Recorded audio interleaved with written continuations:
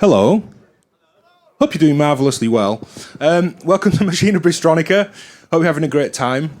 Feel like I'm really introducing someone formally here. I've got two guests and a brand new synthesizer.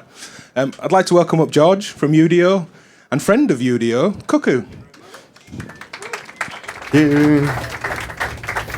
Thanks, Ben. Lovely to have you. Hello, everyone. Hello. Hello. We will get to new synthesizer, as I say, which is very exciting. But one thing I've always wanted to ask you and never have, despite having met each other a few times, there was a Eurorack module from Happy Nerding with a Hearn Morley VCO chip in. I understand that was you, was it? The development of this oscillator chip. Yeah. Well, nowadays you're kind of spoiled because lots of old-fashioned synthesizer chips have been reissued. So you can actually go and buy from Sound Semiconductor integrated circuits with modules like filters, oscillators, amplifiers. You can also buy them from like a company in Latvia, Alpha. Mm-hmm. But back when I was first making polysynths, when I was sort of 19, 20, you couldn't buy the chips. And so there had to be a solution for making sort of 16 oscillators or whatever. And it was to make these little potted modules. But they were used in various things, like Pittsburgh Modular used them in their foundation and in their various modules that they did. And I made a SSM 2040 clone out of discrete transistors and filled them all with resin. But yeah, that was maybe not where I started, but that was where I first commercialized an idea. Okay. Yeah, I just remember that name, Hearn Morley. It was advertised as such, like it was a big deal, the Hearn Morley chip in the VCO. Yeah, well, it was my friend and sort of partner in crime then, Edward Morley. So we came across that name. Yeah. So, as I am now thinking, what came before designing actual component level parts? Getting into building synths, what did that look like back then for you? I think it was an SH1 or SH2 when my music teacher brought it in when I was at school. Mm-hmm. I didn't really know what a synthesizer was, but I was just captivated by this thing. Yeah. And then I got into like Maplin's electronics kits. I don't know if anyone ever remembers those electronics kits where you like bend over the spring and you put the little resistor leg in the spring. Has anyone done that? Anyone here? Oh, some nods. I remember like an LED Christmas tree Maplin's kit, that kind of thing. Yeah, it was that. I don't even think Maplin exists anymore. No, long gone. I got into that, and then eventually I got a book from a guy called R.A. Penfold. Anyone read any R.A. Penfold paperbacks? A few people, for the benefit of the video. There are a few hands, and he is a great author. And there was one, he did this book, I think it was in the 80s or 70s even. It was just called Electronic Synthesizer Construction. Mm-hmm. And it was a little paperback about that big.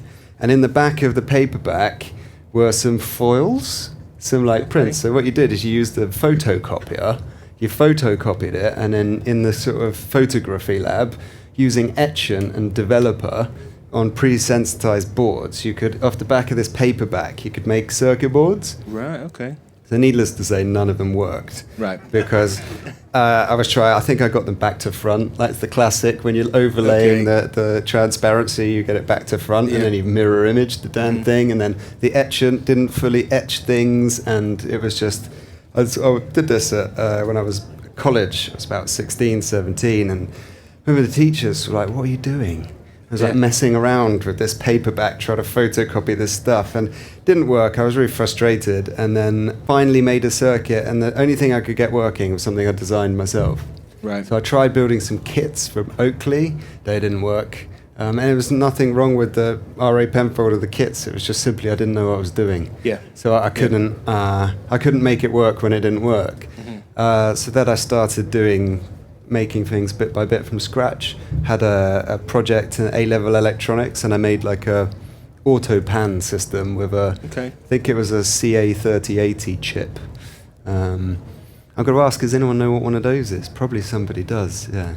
Fewer hands. That number of hands are going less and less. It didn't get the whoop that the book did. Yeah. Okay, so we're down to almost no hands now. Fine. But yeah, it basically just panned audio left to right. Yeah. And then sort of went from there, and then had a career in electronics until I was in my mid-30s. And then then decide to start UDO. Yeah. Do you want to jump straight into new synthesizer? Would you like to talk about anything else UDO prior to that? Yeah, we could talk about it. I suppose it's been the fruits of my labour for a little while. This one, I think this very like the paint's still drying on it. Right. But it's a bit of an evolution of what we've been doing with the Super 6 Yep. and the Super Gemini and the Super 8. Shouldn't be looked at as a successor, but very much like its own thing. Yeah. You know, it's a more sort of tweakable, more kind of gritty, gnarly, slightly chaotic version of what the Super series are, which is kind of all sweet spot, really kind of nice, playable polysynths. And yeah, it's two independent synthesizers, and it's quite small. And it's even got wood on it. Believe it or not, that's a wooden end cheek. I said I'd never ever put a wooden end cheek on anything we what made. What convinced you? It was better than plastic. Right. And you couldn't have metal that was fat. And I was determined that it would have to have something fat and chunky on the ends, and so that if you whack it into something, you're not going to dent it or crack it. And then it sort of came up with this instrument.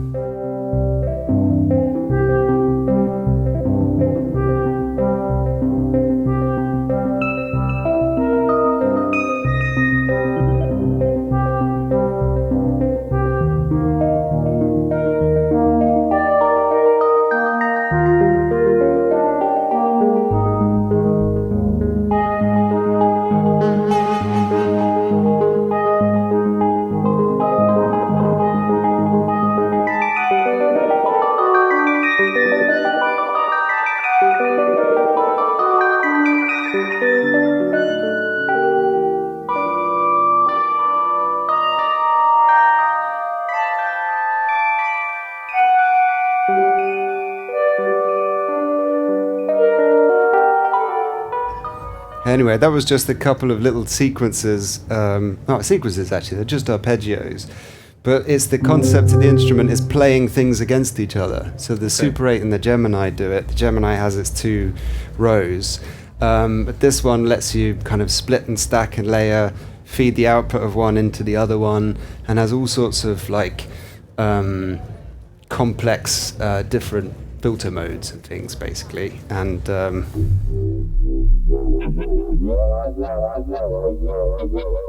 goes into different places.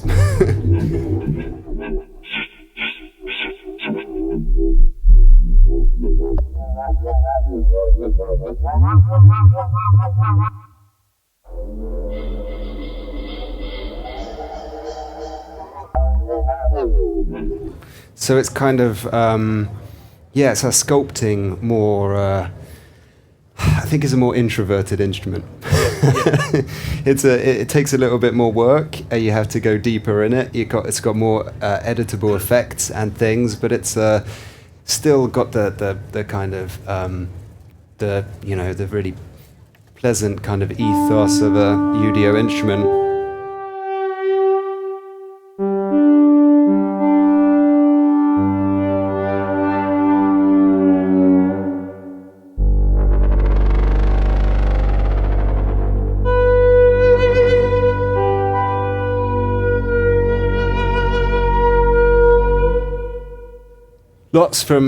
Never underestimate simplicity in instrument design, I think. There's relatively few controls here, but you can go all sorts of things with them, all sorts of bonkers interactions. It's a bit of an evolution. This is a Phosphor CRT, technically it's called a VFD.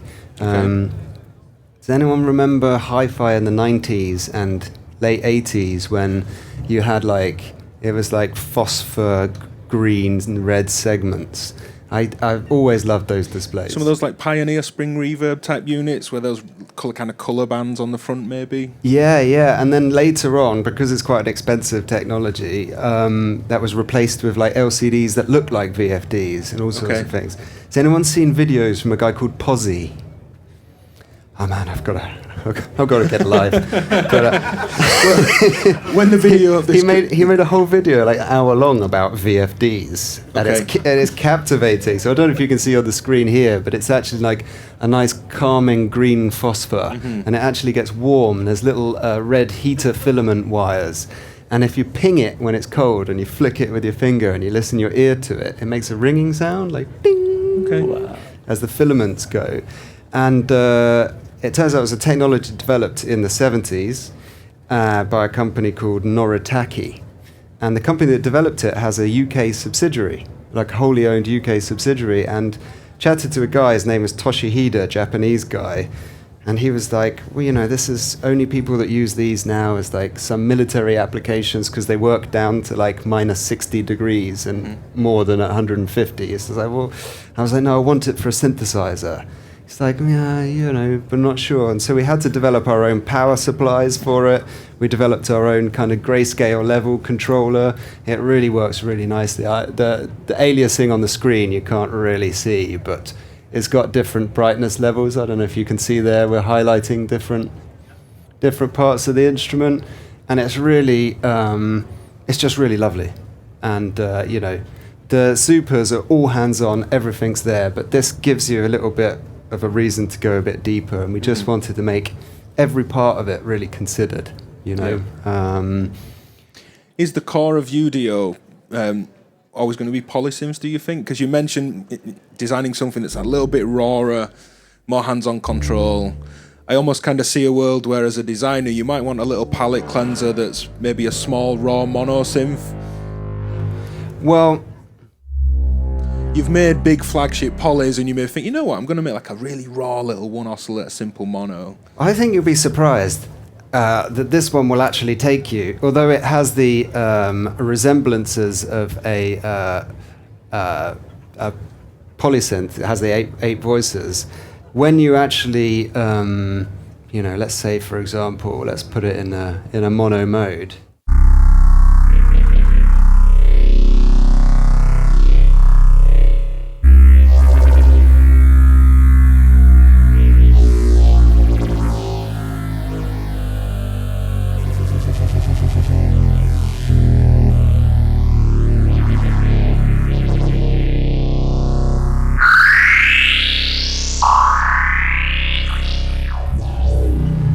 It will do your monosynth duties.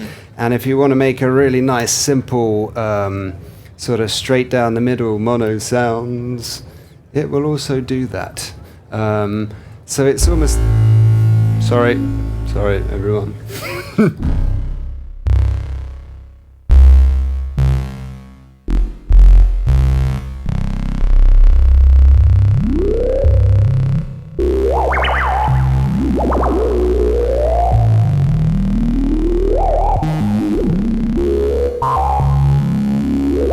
So in a sense, this instrument is that. Yeah. However, feature creep, I'm not immune to it. And when I was looking at it, I wanted it to be a real Swiss Army knife, and letting it do kind of nice, gentle polysynth type, string type duties. I wanted to do as well. But it will do the works essentially. So if we swip it back to the, say, a two-pole type low pass.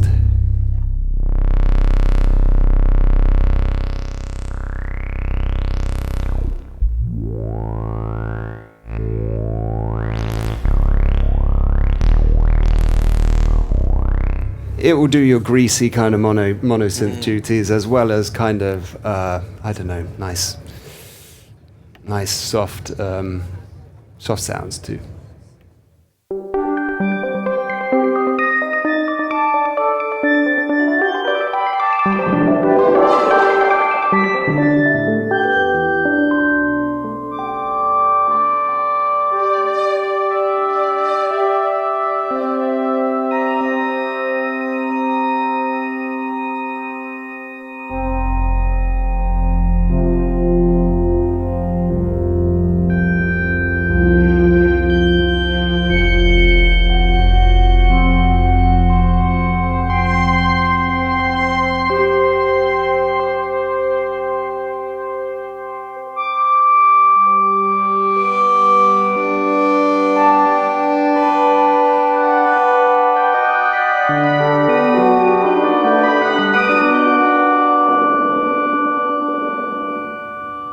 just random bits of noise.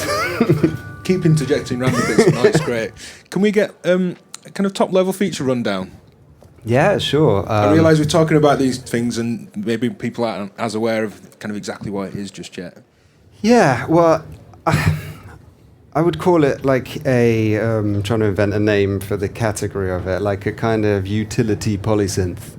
Okay. It's essentially 8 voices of polyphony, 2 layers of multitimbrality. Each one's a uniquely independent synthesizer that can be split, layered, bounced off each other, rotated, this one first and then that one, probabilistic, which one it's going to be. It's got a DSP-FX engine, it's got an audio interface, it's got CV and gate outputs for each layer, it's got an analog preamplifier with gate threshold detector and envelope follower, which you can use as a mod source. And you combine it with a computer and the USB audio interface, you can use it as an external processor as well. So consider a little setup with like a row of analog modules driven with CV and gate, fed back into the audio input in here with the gate detection, and then routed with USB to the computer, going through the effects section, etc.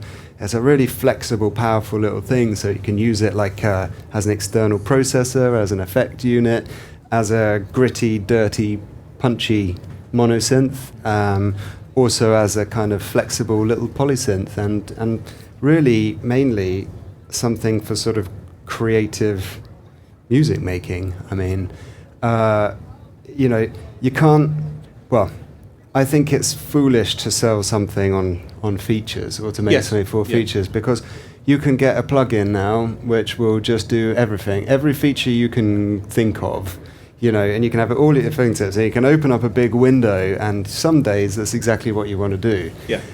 Is get right in and just that. But sometimes it's overwhelming. Sometimes you just want to play with some sounds and play with their interactions and just sort of see where they take you, basically. So I've just taken the arpeggiators off there, for example.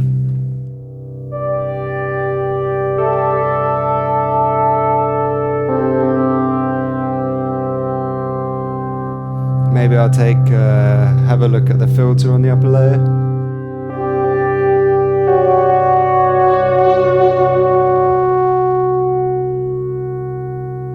Try a different filter. Maybe it takes me in a different direction.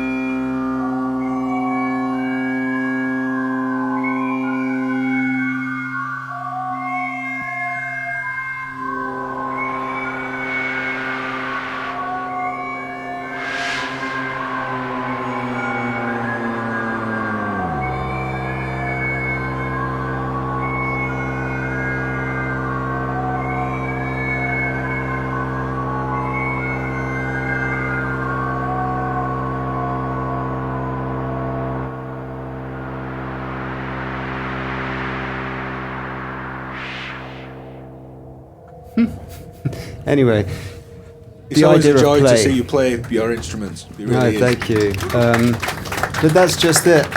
There's only a few controls, you know. There's not really much to do, and so it's like, I think it's a sizable control set.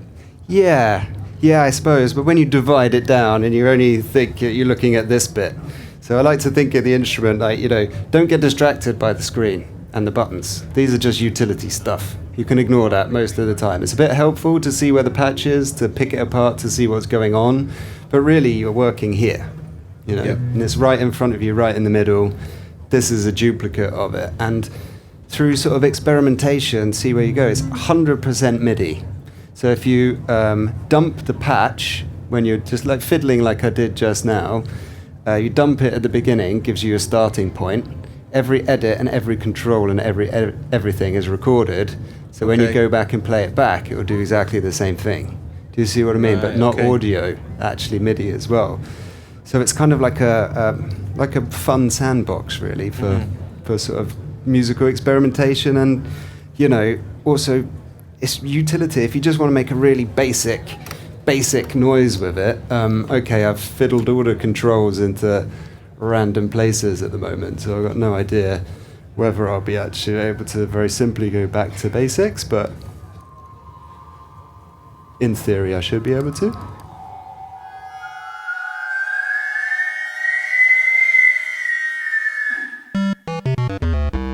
There you go. Right back to normal again. A little bit of PWM, everyone loves a bit of PWM. Nick bats about.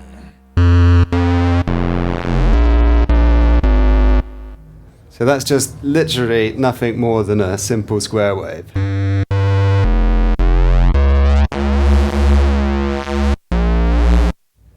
Maybe add another oscillator.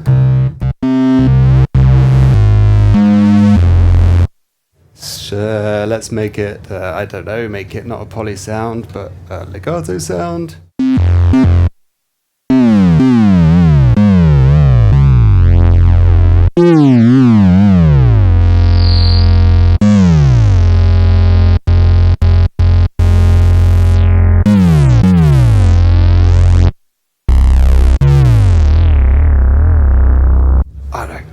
All your basics and all your kind of crispy, spacey, ethereal stuff as well. But just fun and, I don't know. Yeah. That's what it's about, really, isn't it? So I introduced Cuckoo as friend of UDO. Hello. I understand you haven't had a lot of time on the instrument, but... That is extremely true this time around. Nor have I. But you do know the other instruments very well. In that initial, I think literally minutes that you've had a chance to play around, what's your impression as a Super 6 user, a Gemini user? Yeah, I think, like, first of all, you have to appreciate the level of expertise in this man's head. It's evident. I feel there's another 30 minutes on Phosphor if we really want it. Yeah, just the really attention to detail. And maybe you don't know this, but like the essential sound emitting part of the synthesizer is called an FPGA. FPGA, and that is some really heavy. You need to sort out the algorithm in great detail because it's so incredibly high resolution. So nothing comes by pure chance. It doesn't give you anything. You need to make it like a really precise calculation algorithms for that.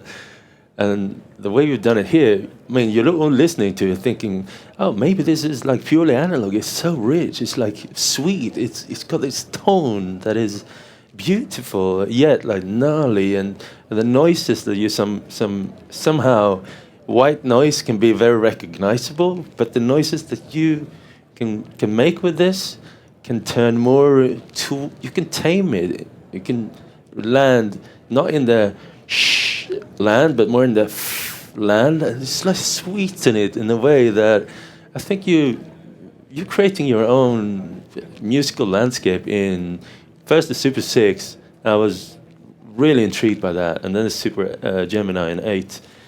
And every time I've been to trade fairs, like Super Booth or now here, try all this stuff and it's making so much noise and it's chaos and it's like everything is cool, and then you end up at the UDO audio booth having this sweet tone. It just stands out. It stands out, and it stands out here as well. I was listening to what you're doing, and the way you can elaborate into being subtle, not necessarily scream all the time, but you have such a good ear for doing subtle things, like doing this little plinky plonky thing that's going out into the universe and the back end, and yeah, it's a real balance, I think, making a synthesizer where you can be like subtle and harmonious with, while also go out on a limb and be totally bonkers. And I think that's kind of my first impression here, is that, all right, let's take a couple of steps out into the bonkers land and see what we can do here too.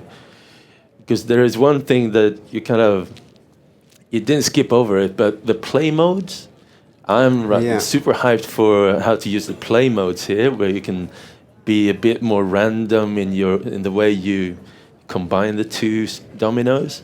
And also the sequencer, I think maybe you didn't even mention it.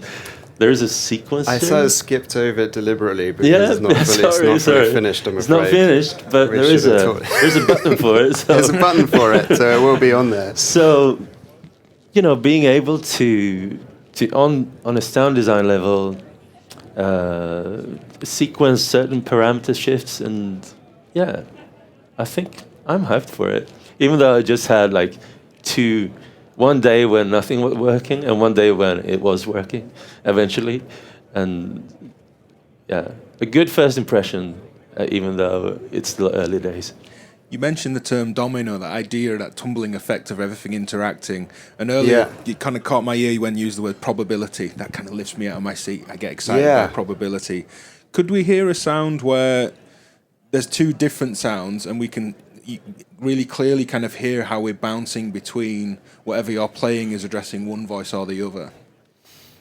Short answer is no, because I appreciate this isn't quite finished just yet. Actually quite, with the polysynth, it's quite a complicated behavior, so I actually scuttled it for the show today because I didn't want people to end up in dead ends, embarrassingly. But I think... can you speak to that concept? Because it's a very kind of modular thing. It's something that people may be aware that I use a lot of Eurorack gear, and I like probability firing things in different directions.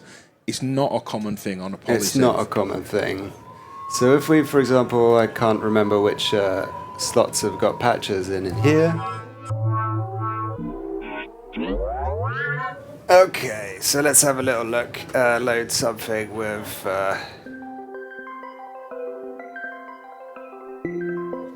Here, this isn't this basic concept. This is just dual modes.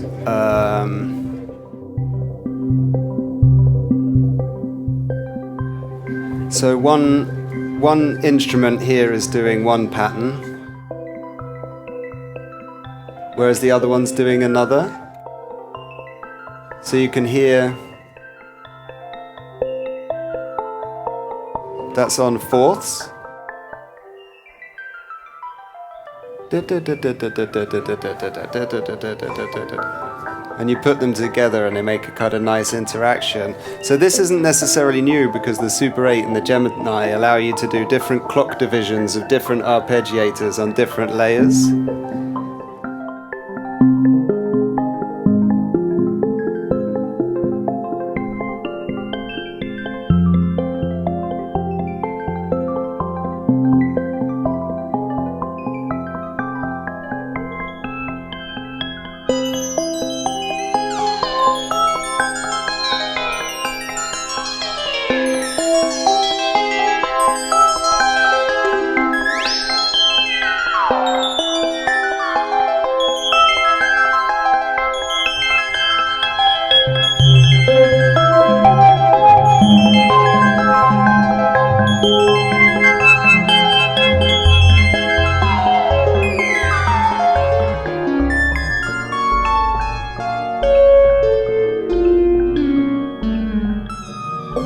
I'm just playing around with the pitch of one with the other while they're playing two different rhythms.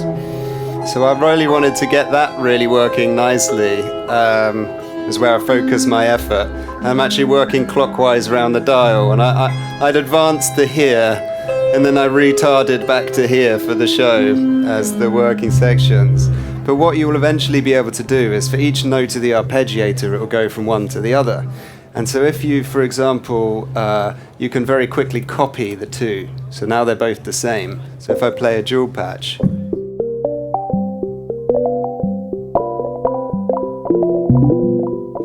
now we're listening to two sounds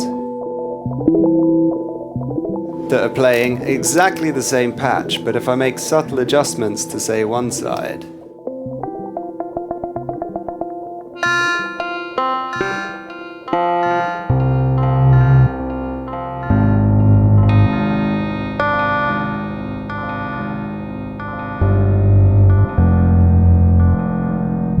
you can build one off the other. So it's in development. Okay. I'm not going to lie, the paint's still drying on this, but what you'll also be able to do is feed the output of the first domino, this one, into the input of the second one for further processing. So, for example, if you have, I don't know... So does that show up in the kind of filter section?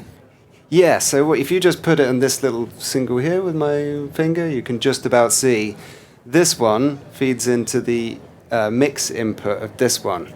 So you'll be able to have this as essentially one super complex oscillator, which you can then... You've got one whole voice that is one, say, complex oscillator sound. That's how you're approaching it. Yeah, so one whole domino. Are you removing that first domino from the mix and it only then appears in the second? So all you hear, this domino becomes oscillator 3, essentially, of this one. So you can have the second one as well, but you can mix all sorts of different... essentially this becomes a super rich, bulbous sound source for the second one. Yeah. You mentioned it being driven by the arpeggiator. Will that be, in terms of being able to address different voices, will that come from MIDI, keyboard, CV gate? Will you be able to choose, or is it the arpeggio mechanism that is the driver for what feeds which domino? Okay, this is an interesting, I deep guess question. Where I'm going because this is what I was struggling with and trying to understand how we could allocate it from how you split up the keyboard in an instrument from the actual core itself. And I think realistically, because you want it to be MIDI controllable, you have to route the MIDI. Yeah. So what happens inside actually is the MIDI will come in and then there'll be a little quiet rerouting, which is what happens that gives it to one or the other. So that you just play and record a single sound and then the instrument essentially works that out. So yes, it will be, you'll be able to remotely, externally control it and it will still operate in ping pong between the different modes as you would expect, essentially. Yeah, that was, as soon as you said the word probability earlier on, that's what I was thinking. Yeah. Driving it from, you mentioned CV and gate gear, maybe external sequences, and then on the instrument I can play where they're going. Yeah, so here I have actually developed the UI for it, but like I say, I hobbled it before I got here just because I didn't want people to get too confused. But if you go into, for example, the voice menu, and you go down here,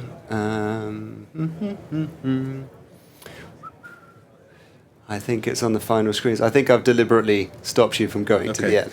But you dial in the chances of whether it's this one or this one, and then you dial in the chances of whether it shifts your pitch an octave, or dial in the chances of whether it switches it a fifth, and all sorts of things. But it's in development. Yeah, those, even with very similar voices, kind of that modular approach that I have to a lot of things, it might just be that the second voice has a slightly brighter filter and a slightly faster PWM, but just occasionally kind of pinging one note into that, almost like a random accent.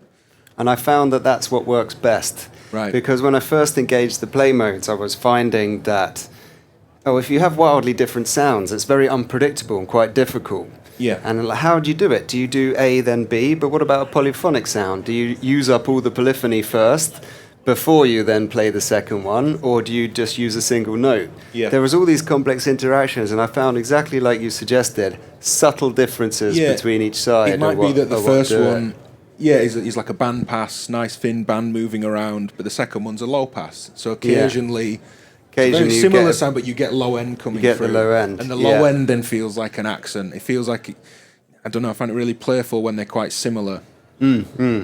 Well, yeah, like I said, there's a lot of work to do, and I need to actually play around with the play modes till I'm really happy with it. And I think that's one of the things which obviously we'll be doing over the next few months of it. Great. But one of the cool things is you can go so deep that it sort of sucks you in. And Yeah. rather than do the work, I've probably spent too much time fiddling with this and toning That's a in positive, the filters. though. Or, that is positive. Maybe for an not in instrument. terms of getting it out, but it's a positive in that that is also then the experience that the user's going to have. Yeah, yeah. And I think it's worth mentioning that this instrument is not a replacement for the Supers. Actually, the Super 6, the Super 8, Super Gemini are so much easier to play. Okay. So they are much, much easier to play. They've got longer keyboards. It's hard to make a bad sound. With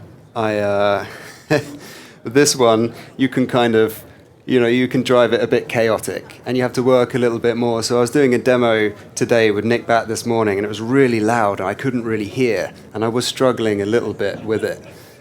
So you have to work a little bit harder with this one. And I'm finding that, we had a prototype at Super Booth with us, but I found that it was just taking so much more time to develop because of the different sets of user endpoints and every kind of different filter mode. This is cascaded phase shifters. Led you down a different rabbit hole, and you want to dial in that type of behavior with the rest of the instrument. So yeah, it's quite deep despite the compact size, basically. So, it not being ready yet, the obvious question I imagine most people are thinking is, when will it be ready? Have you got a goal in mind? Is it a this year thing? Is it a next year thing? We've started basic production of it, the hardware, but we need to dial it all in. And I think we'll be shipping this early in the new year. Okay. Very early in the new year, yeah.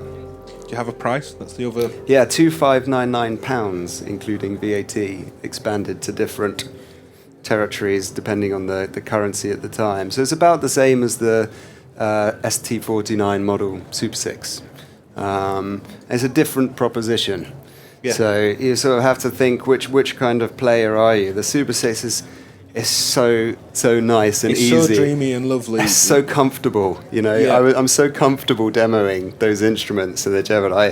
This one is a bit like, I don't quite know what it's going to do next, so I'm almost a little bit scared of that sometimes. Like that chaos.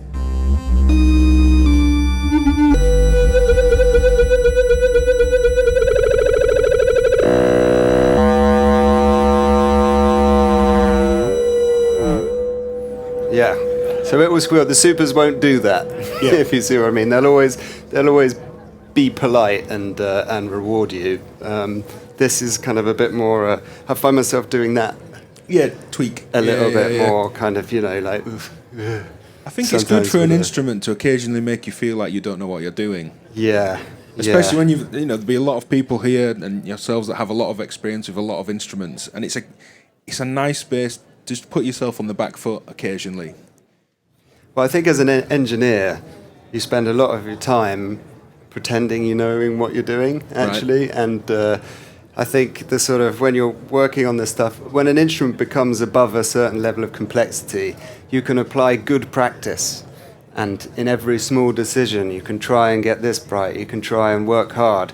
But in the end, the interaction becomes far more than you could sort of contemplate by design at the beginning. Yeah. And so these things grow, and it's in.